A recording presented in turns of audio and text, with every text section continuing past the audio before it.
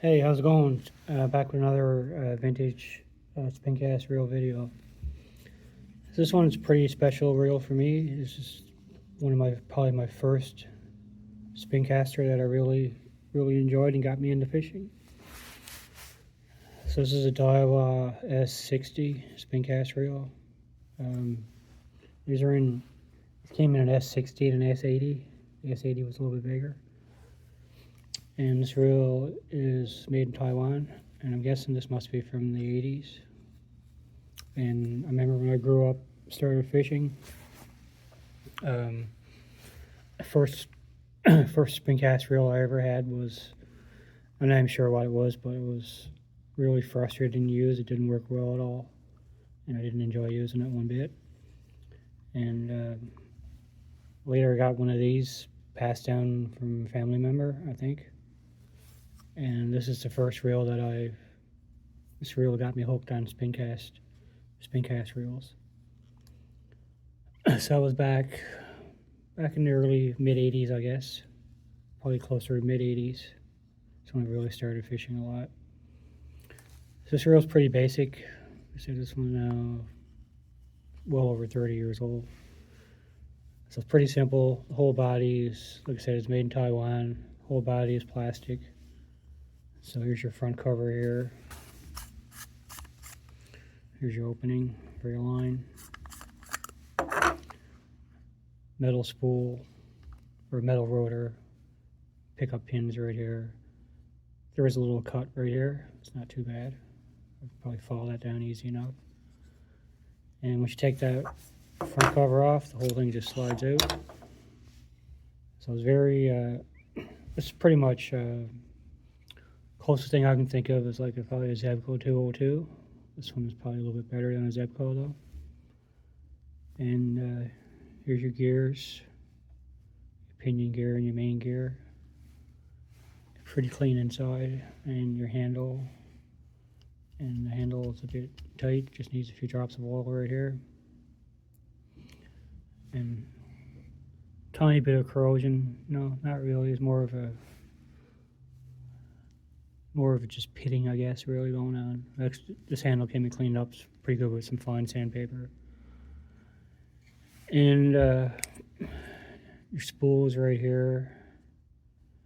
And the back side of the spool has these teeth on them carved into them. And that's for your drag hooker. So your drag is really simple. You just turn this wheel here left or right to tighten or loosen the drag. And would make a little clicking noise right here on these teeth. So it's just basically just a pressure, little brass arm that puts pressure on the spool. There's no drag washers on this reel anywhere.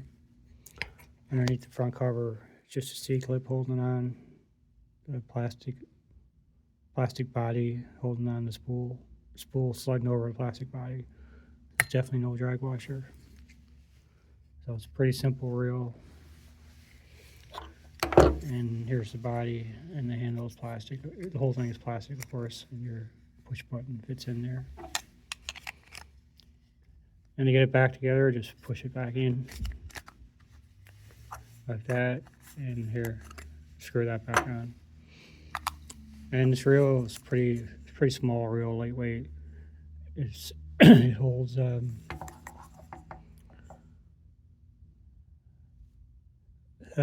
80 yards of 6-pound line and 55 yards of 5-pound line, which is honestly is plenty. You don't need a whole ton of line on a reel like this, or any reel for that matter.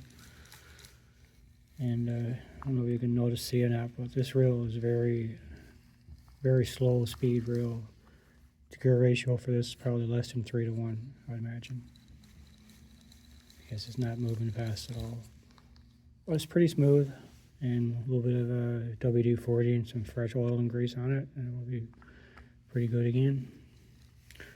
I'm not sure if I'll use this at all. Probably test it a few times, but it's mainly one just to clean up and put away, because, like I said, this is a reel that got me into spin casting.